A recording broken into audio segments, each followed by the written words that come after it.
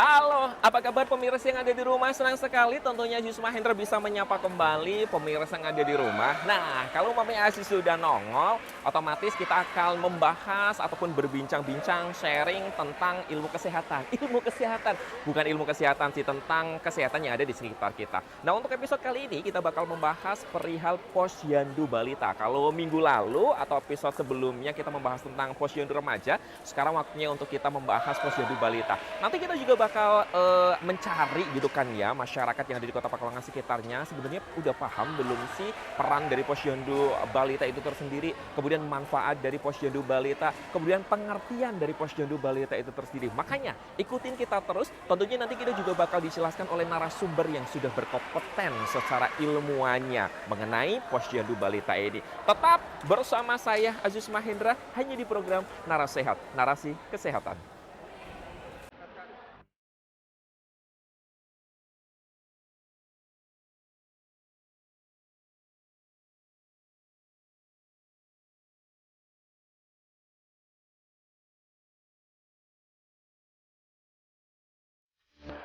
Di daerah kali. Baik pemirsa yang ada di rumah, sekarang Aziz sudah ada di Gor Jatayu Kota Pekalongan, di mana hari ini sedang diselenggarakan Popda ya pemirsa, salah satu rangkaian Popda juga. Nah, di samping Aziz sudah ada guru-guru yang sangat hebat ya kan, karena menelurkan siswa-siswi yang berprestasi. Kita kenalan terlebih dahulu. Oke Pak, ini Pak dulu udah kenal, tetangga saya. Tapi kita kenalan nggak apa-apa biar pemirsa tahu. Ini dengan Pak siapa Pak? Nama saya Pak Ragil. Pak Ragil, ini dari mana? Madrasah MTS Istifaiyah Nahdiyah Banyurit. Wah, luar biasa. Sekalian promosi. Nah, kalau ini Pak siapa Pak? Pak Ismayadi. Pak Ismayadi sama ya, dari Ya. MTS-in juga ya. Betul. Oh, kalau ini Bapak siapa? Bapak Lukman. Bapak Lukman Dari MTS-in. MTS-in juga ya. Ini guru-guru keponakan saya. Dulu pemirsa. Oke, Pak Ragil mau tahu deh ini di sini lagi ngapain kalau boleh tahu? Lagi mendampingi Popda, Oke. Takro sama pencak silat. Oke, harapannya apa nih Popda Pencaksilat dan Takro untuk MTS-in tahun ini? Harapannya insya Allah ya wajib menang. Insya Allah wajib menang. Tapi kita nggak bakal membahas tentang Popdanya pemirsa. Aziz lagi membahas tentang apa tuh namanya posyandu balita. Pak Ragil tahu nggak posyandu balita itu apa? Posyandu itu pos pelayanan terpadu. Oke, kalau Bapak tahu nggak posyandu balita itu apa? Kalau tidak salah ya menangani selain mendeteksi tentang Tentang orang yang kebalitaan. tidak punya uang. Liriknya ke Kalau Bapak posyandu balita apa Pak kalau boleh tahu?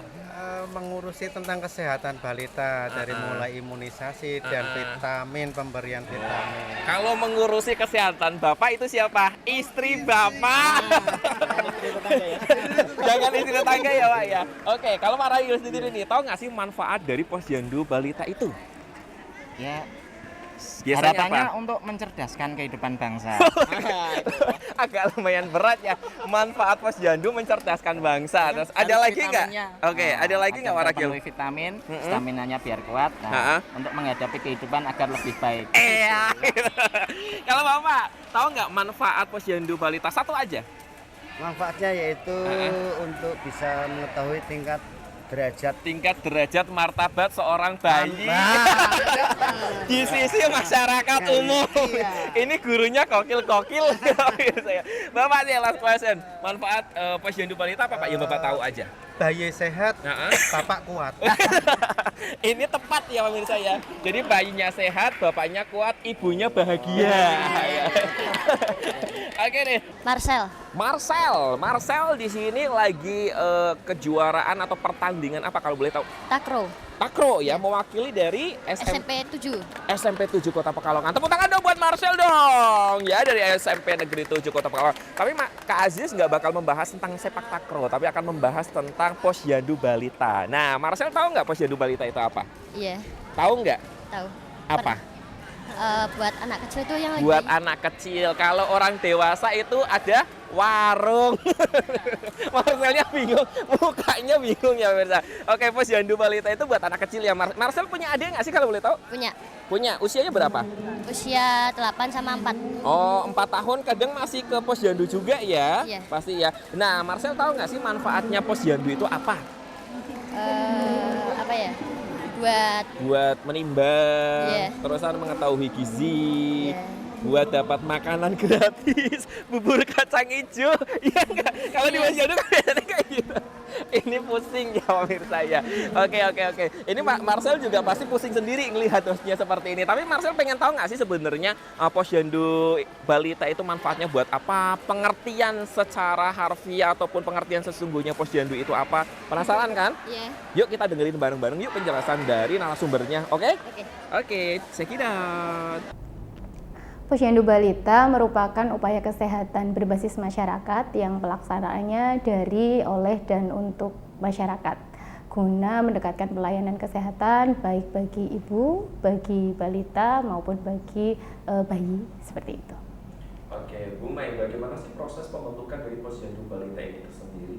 Ya, kalau saya bicara dari sejarah dulu ya, jadi Posyandu Balita ini diawali dari tahun 1975 ketika pemerintah menginstruksikan adanya PKMD untuk mendekatkan pelayanan kepada masyarakat seperti itu. Jadi setelah PKMD itu terbentuk, kemudian mulailah muncul upaya pemberdayaan dari masyarakat berupa pos imunisasi, kemudian ada pos KB dan pos-pos yang lain, sehingga di tahun 1984 akhirnya dibentuklah sebuah wadah yang mencakup itu semua menjadi sebuah Posyandu Balita.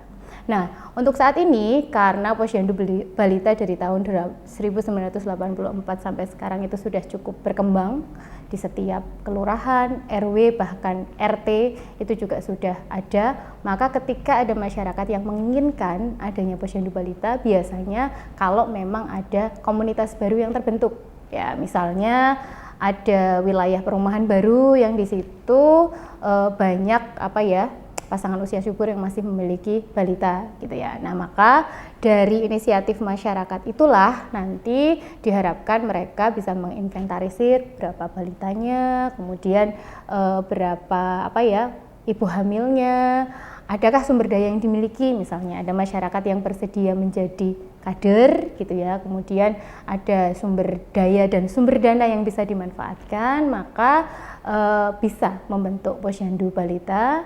Nanti ketika sudah terbentuk kepengurusan bisa menginformasikan kepada puskesmas untuk diberikan pembinaan seperti itu. Oke, apa sih Bu Mai tujuan dari Posyandu Balita ini, bisa disebutkan dan dijelaskan? Silakan. Oke. Jadi Posyandu Balita ini secara umum tujuannya adalah untuk menurunkan angka kematian ibu dan angka kematian balita. Itu secara umumnya. Secara spesifiknya seperti ini. Jadi yang pertama, masyarakat diharapkan berperan serta dalam upaya tersebut. Peran sertanya apa? Dengan menjadi kader, dengan membantu dalam pelaksanaan Posyandu, ada pemantauan kesehatan di situ gitu ya. Jadi semua pihak itu terlibat dalam kegiatan Posyandu Balita. Yang kedua, ada peran dari lintas sektor terkait. Misalnya ada PKK setempat, ada RT, ada RW, ada puskesmas, kemudian ada PLKB dan dinas-dinas yang lain yang ikut melakukan pembinaan atau pendampingan terhadap Posyandu Balita. Dan yang ketiga, ini yang paling utama, yaitu jangkauan pelayanan kesehatan itu menjadi lebih luas ya. Mungkin yang tadinya hanya puskesmas, ketika ada Posyandu Balita otomatis sampai ke level RT RW, sehingga bayi maupun balita itu tumbuh dan kembangnya itu terpantau dengan baik. Harapannya ketika ada yang mengalami gizi kurang, kemudian misalnya pendek atau stunting, atau mungkin gizi lebih atau obesitas, atau ibu hamil ada yang beresiko, itu dapat tertangani secara dini gitu ya. Jadi tidak sampai terjadi kematian baik pada bayi, balita maupun ibu hamil seperti itu. Oke, 3, 2, 1, kan?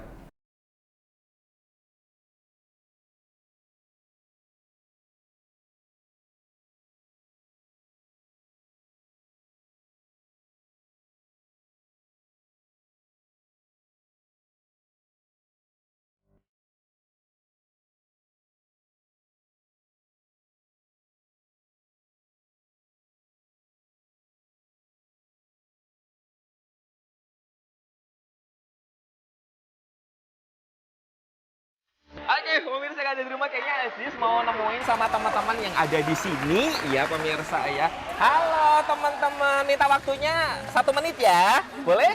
Boleh ngobrol-ngobrol bentar ya tentang Posyandu, oke? Kak Aziz gabung di sini ya, di tengah sini teman-teman. Nggak apa-apa. Loh. Kayak aku nak curanmor, ini nggak apa-apa. Gitu. Oke, kita kenalan nih sama adik yang cantik ini. Ini namanya siapa kalau boleh tahu? Nurul dari mana kalau boleh tahu? Nggak apa-apa sama Kak Aziz. Aku dari SMP 6. Dari SMP Negeri 6 Kota Pekalongan. Nurul kalau boleh tahu di sini lagi ngapain sih? Lagi ngeliat Popda. Oke, ya lagi nge-supporterin teman-temannya yang lagi ikut Popda ya. Oke, Nurul, Kak Aziz ini lagi membahas perihal Posyandu Balita. Nah, Nurul tahu nggak Posyandu Balita itu apa? Ya kayak nggak tahu. Nggak? Ya kayak nggak tahu. Kirain Nurul tahu ya. Kalau umpamanya, tapi di lingkungan Nurul ada nggak sih Posyandu? Ada. Ada ya. Nah, biasanya tahu nggak manfaat Posyandu itu apa sih? Satu aja. Buat menjaga kesehatan. Kayak Menjaga kesehatan. Iya. Terus ada lagi mungkin menimbang ya. Kemudian apa tuh namanya, memberikan uang, dapat jajan. Kan di Posyandu biasanya ada jajan ya. Anak kecil ya, tapi bukan Nurul ya ke Posyandu pemirsa, tapi adiknya. Masih punya adik yang kecil atau bayi nggak sih? Enggak, udah 45 tahunan. Oh, udah 45 tahunan. Kirain adiknya Nurul udah 20 tahun. Ya Itu kakaknya Nurul ya, bukan adiknya Nurul. Nurul. Oke deh, Nurul. Kalau Nurul sendiri apa tuh namanya, ngerti nggak sih apa tuh namanya program unggulan Posyandu di daerahnya Nurul? Nggak tahu. Halo, assalamualaikum Bu Kanti, apa kabar? Waalaikumsalam. Masya Baik, Allah. baik, Ini baik. tanpa disadari loh, biasanya guru muridnya yang inget gurunya, ini gurunya yang inget muridnya. Masya Allah loh pemirsa. Saking badungnya Aziz di SMP kali ya. Bu Kanti, di sini kalau boleh tahu lagi ngapain sih Bu? Hah? Di sini kalau boleh tahu lagi ngapain? Lagi nungguin anak-anak Menampingi ya. iya, anak-anak lomba untuk Popda. Popda, Nah, silat Popda. dan juga takraw kalau nggak salah hari ini ya. Betul sekali. Wah, luar biasa. Untuk silatnya masuk final. Wow, ini satu kebanggaan Ceweknya. juga ya, Iya, alma mater ceweknya. soalnya pemirsa. Tapi harapannya gimana Bu Kanti untuk Popda tahun ini? Harapannya ya yang terbaik untuk Yang SMP terbaik, ini sangat bijak ya pemirsa ya. Ya. Oke, ya. Jadi Bu Kanti, ini kan Aziz lagi membahas tentang Posyandu Balita Ya, gitu kan ya. Bu oke. Kanti tahu nggak sih Posyandu Balita itu apa gitu? Posyandu Balita itu kan untuk peningkatan gizi Seorang dari anak. bayi Ha-ha. ya balita Ha-ha. yang belum apa-apa menjadi Ha-ha. apakah itu kenaikan gizinya itu setiap bulan itu apakah ada kenaikan atau tidak. Wah, luar gitu. biasa. Ini ibu yang baik ya pemirsa. Jadi tahu, ini pasti udah otomatis sering ke Posyandu ya Bu Kanti ya. Ya dulu, sekarang anaknya kan udah lulus. Iya. Oke, Bu Kanti, kalau tadi Aziz tanya tentang pengertian dari Posyandu, kalau manfaatnya, kalau Bu Kanti tahu nggak sih manfaat apa saja yang Oh, didapatin di Posyandu Balita itu? Iya, manfaatnya banyak untuk ibu-ibu Ya, yang punya balita yang mungkin tahu persis kesehatan anaknya, ada peningkatan untuk anak-anaknya, untuk timbang badannya, untuk gizinya, sehingga kalau diketahui ada gizi buruk di situ, maka akan Dideteksi lebih dini gitu ya. akan Luar biasa, ini Bu yang baik ya pemirsa ya. Ya Bu Kanti, kalau Bu Kanti sendiri di daerahnya ada nggak sih Posyandu kegiatan unggulan dari lingkungannya Bu Kanti? Aduh, kalau saya sudah nggak tahu ya. Udah pensiun. Sudah nggak punya balita. Tapi yang saya tahu setiap bulan di dekat rumah itu juga ada Posyandu setiap bulannya. Oke Gitu, ya. iya. Jadi pasti ada penyelenggaraan Posyandu di lingkungan Bu Kanti itu Ada, tersendiri ya. ada. Bu Kanti pengen tahu nggak sih sebenarnya program unggulan apa saja sih yang terdapat di Posyandu di Kota Pekalongan? Penasaran kan? Iya. Yuk kita dengarkan narasumber yang akan menjelaskan secara detail, oke? Oke. Check it out. Oke, Bu Mei bisa dijelaskan arti dari 5 meja Posyandu Balita, silakan. Oke ya, masyarakat mengenalnya sebagai 5 meja ya. Itu bukan secara harfiah mejanya ada 5 seperti itu ya, tapi ada 5 langkah atau 5 tahapan yang dilaksanakan pada pelaksanaan Posyandu Balita ya. Yang pertama ada pendaftaran, kemudian yang kedua ada penimbangan, yang ketiga ada pencatatan, yang keempat ada penyuluhan, dan yang kelima ada pelayanan kesehatan. Saya jelaskan satu-satu ya. Di meja pendaftaran itu diharapkan ibu datang melakukan pendaftaran dengan membawa buku KIA gitu ya. Di sini nanti berisi berbagai macam informasi tentang bayi atau balita tersebut. Ini diberikan kepada petugas pada saat melakukan pendaftaran gitu ya. Jadi mencatat nama bayinya siapa, nama ibunya siapa di buku daftar hadir dan menyerahkan buku KIA. Kemudian yang kedua di langkah atau meja penimbangan itu dilakukan pengukuran. Jadi bayi diukur berat badannya, tinggi badannya, kemudian lingkar kepalanya gitu ya. Kalau ibu hamil berarti diukur berat badan dan lingkar lengannya seperti itu. Kemudian pada tahap yang ketiga itu dilakukan pencatatan dari hasil penimbangan ke dalam ada dua jenis pencatatan. Untuk ibu dan bayi, untuk ibu balitanya itu dilakukan pencatatan di buku KIA. Sedangkan untuk data di Posyandu ada yang dinamakan sistem informasi Posyandu. Harapannya semua hasil penimbangan dari bulan ke bulan itu akan terekam di situ. Gitu, okay. Kemudian yang keempat itu ada meja penyuluhan. Nah, dari hasil pencatatan itu tadi nanti ada kader Posyandu ataupun petugas yang akan menjelaskan hasil penimbangannya seperti apa. Misalnya, oh Bu, ini balitanya ternyata berat badannya turun gitu ya dari yang bulan sebelumnya. Apa yang terjadi? Apakah sakit, tidak doyan makan dan lain sebagainya? Maka akan direview, kemudian akan diberikan edukasi. Nah, edukasinya itu bisa melalui konseling personal, bisa juga berkelompok. Ya, misalnya masalahnya sama nih, ada 5 ibu balita gitu. Masalahnya sama, anaknya sama-sama susah makan. Maka bisa dilakukan diskusi. Anak saya susah makan, dikasih ini. Terus ibu yang lain juga memberikan, iya punya saya. Gimana kalau kita kasih ini? Jadi saling memberikan solusi. Jadi menjadi sebuah diskusi kelompok. Itu juga dilakukan di tahapan yang keempat di meja penyuluhan. Kemudian di yang kelima itu adalah meja atau langkah pelayanan kesehatan. Nah, di situ ada petugas yang bertugas, biasanya dari puskesmas, itu bisa memberikan pelayanan imunisasi dasar bagi bayi maupun balita. Kemudian di bulan Februari dan Agustus juga diberikan vitamin A sesuai dengan usia bayi ataupun balita di tahap tersebut. Seperti itu. Oke, ya. Bu Mai, bisa dijelaskan apa saja sih kegiatan Posyandu Balita selain dari pelayanan kesehatan? Silakan. Oke. Ya, jadi kegiatan Posyandu Balita itu tidak serta-merta hanya melakukan penimbangan dan imunisasi seperti itu ya. Ada 3 kelompok kegiatan besar ya. Ada kegiatan utama atau kegiatan pokok, kegiatan pengembangan, dan ada kegiatan integrasi. Untuk kegiatan pokok itu ada 5 kegiatan utama yang wajib ada di semua Posyandu. Yaitu yang pertama ada pemantauan kesehatan ibu dan anak, pemantauan keluarga berencana, pemantauan gizi, kemudian imunisasi dan juga penanggulangan diare. Itu wajib. Semua Posyandu harus melaksanakan kegiatan tersebut.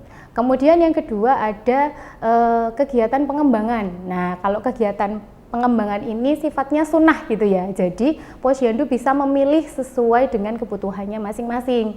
Contohnya apa? Contohnya misalnya wilayah tersebut adalah wilayah yang banyak kasus demam berdarah atau endemis seperti itu ya. Maka kader bisa melakukan kegiatan pemantauan jentik berkala dengan memantau rumah-rumah warga apakah masih ada jentik atau tidak ya.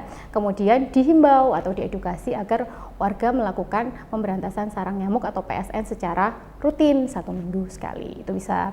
Atau yang kedua bisa kegiatan dana sehat. Nah, dana sehat itu biasanya mengumpulkan iuran ya, semacam kelentungan ya, bisa 1.000, 2.000, 3.000 dari warga untuk operasional kegiatan yang ada di Posyandu. Misalnya penyediaan makanan tambahan untuk balita yang datang ke Posyandu gitu ya, atau untuk administrasi Posyandu dan lain sebagainya. Ya, jadi itu untuk kegiatan operasional yang ada di Posyandu tersebut gitu ya.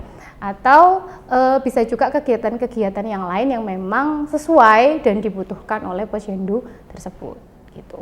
Kemudian yang ketiga ada kegiatan yang integrasi ya. Kegiatan integrasi ini kegiatan yang bisa disatukan dengan kegiatan Posyandu. Misalnya di RW tersebut ada PAUD ya, pendidikan anak usia dini, maka pelaksanaannya bisa bergabung dengan kegiatan Posyandu Balita. Harapannya balita yang ke PAUD untuk sekolah gitu ya, itu bisa pulang dari sekolah bisa ke Posyandu untuk sekaligus menimbang gitu ya. Atau mungkin misalnya di RW tersebut ada kegiatan BKB, Bina Keluarga Balita, maka juga bisa dilakukan pemantauan. Di Posyandu dilakukan pemantauan pertumbuhan, di BKB bisa dilakukan pemantauan perkembangan. Jadi bisa berjalan secara sinkron terintegrasi bersama-sama seperti itu. Oke. Bu, bisa dijelaskan juga posyandu balita ini diperuntukkan dari usia berapa sih? Silakan. Oke ya, jadi meskipun namanya posyandu balita, sasarannya itu tidak hanya balita gitu ya. Kalau balita mungkin kita tahu singkatannya ya, posyandu itu kan pos pelayanan terpadu. Balita itu bawah usia 5 tahun. Jadi mungkin tahunya posyandu itu hanya untuk anak atau bayi usia 0 sampai 5 tahun. Padahal tidak hanya itu gitu ya. Jadi sasaran posyandu balita itu ada bayi dan balita. Bayi jelas ya 0 sampai 11 bulan, balita umur 12 sampai 59 bulan atau 5 tahun. Kemudian ada ibu dari ibu hamil, ibu bersalin, ibu nifas. Itu juga menjadi sasaran posyandu. Kemudian yang ketiga ada pasangan usia subur. Nah, mungkin yang perlu dijelaskan adalah kenapa pasangan usia subur perlu ke posyandu gitu ya.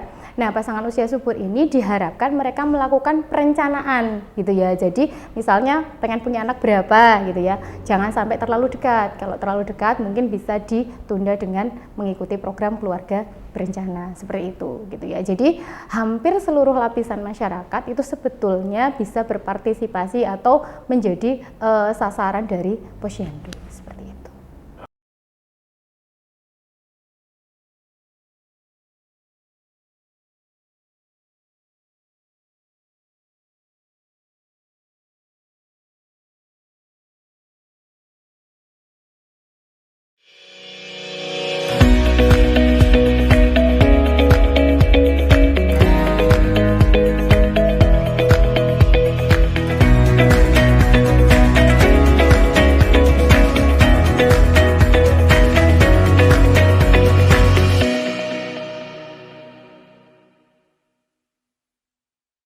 Jadi kader posyandu balita itu mereka adalah tenaga sukarela ya. Jadi mereka berasal dari masyarakat, dipilih oleh masyarakat, kemudian kami dari Puskesmas dan Dinas Kesehatan melakukan pelatihan dan juga pembinaan. Nah, di Puskesmas malah pembinaannya rutin, biasanya 1 bulan sekali ada pertemuan kontak kader yang di situ diberikan materi-materi atau informasi-informasi terbaru agar kader ini update terhadap informasi kesehatan gitu ya.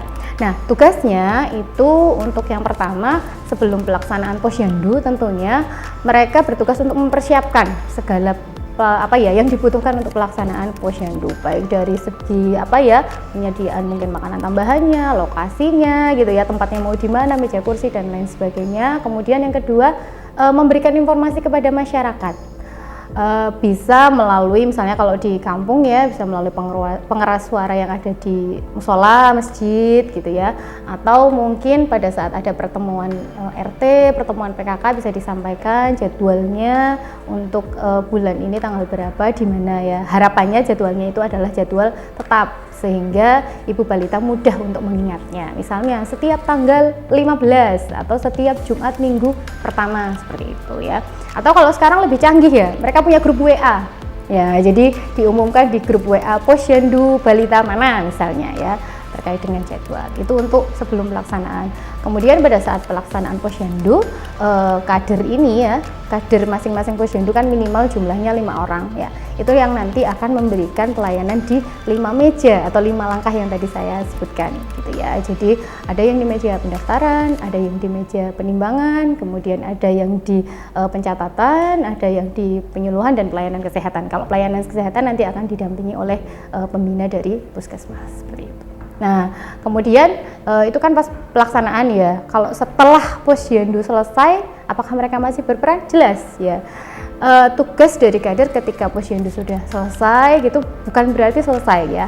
Mereka melakukan catatan secara administratif dan juga melakukan kunjungan rumah untuk bayi, balita maupun ibu yang tidak hadir pada saat pelaksanaan posyandu. Misalnya sasarannya ada 50 balita, 10 ibu hamil. Oh, yang datang hanya 45 balita dan 5 ibu hamil. Berarti masih ada 10 lagi ya yang belum datang, maka menjadi tugas dari kader untuk melakukan kunjungan rumah agar tetap terpantau status kesehatan dari bayi maupun balita yang tidak hadir seperti itu.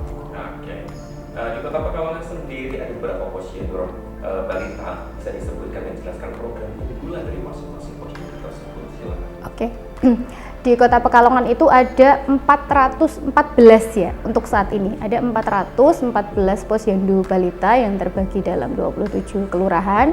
Nah, pembinaannya dilakukan oleh 14 puskesmas yang ada di wilayah Kota Pekalongan. Jadi sesuai dengan wilayahnya masing-masing seperti itu. Nah, terkait dengan program unggulan seperti tadi yang saya jelaskan, untuk program pokok semua posyandu itu sama. Yang tadi 5 program saya jelaskan di depan, tetapi program unggulan memang masing-masing posyandu berinovasi gitu ya. Ada salah satu posyandu yang waktu itu kami kunjungi itu di Kelurahan Tirto itu memiliki program unggulan berupa bank sampah. Ya, jadi warga masyarakat diminta untuk memilah sampah menjadi sampah organik dan anorganik. Nah, nanti sampah organik itu akan dikumpulkan di satu tempat, kemudian dibentuk menjadi kompos ya. Mungkin bisa dimanfaatkan untuk warga, untuk pupuk tanaman gitu, atau bisa juga dijual. Biasanya bekerja sama dengan Dinas Lingkungan Hidup.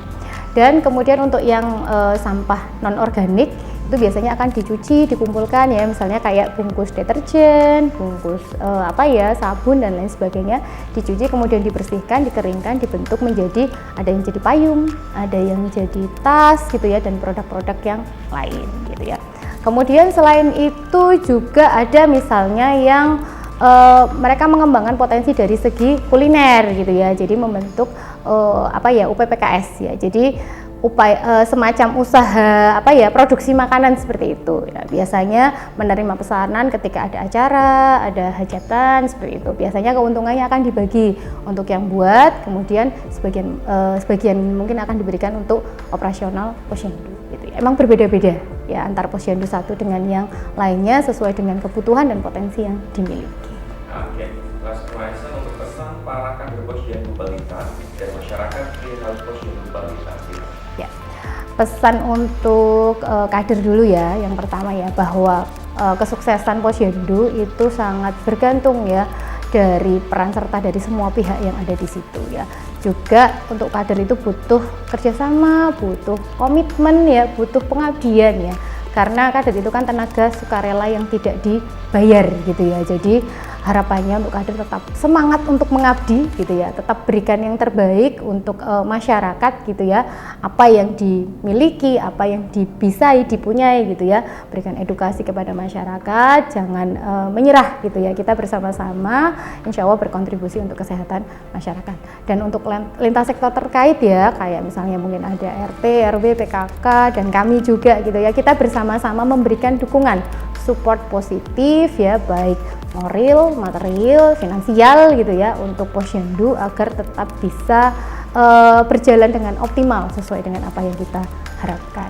Kemudian yang kedua, bagi ibu ya, bagi masyarakat ya, ibu maupun bapak yang memiliki balita, yang memiliki ibu yang masih hamil dan lain sebagainya gitu ya, yang menjadi sasaran posyandu, jangan ragu untuk datang ke posyandu gitu ya, karena posyandu kita sudah memiliki kader-kader yang terlatih, kader-kader yang kompeten, dan juga petugas puskesmas siap ya, kader dan petugas siap menyambut ibu dan balita untuk memberikan pelayanan yang terbaik ya. Jadi jangan ragu, ayo kita ke posyandu.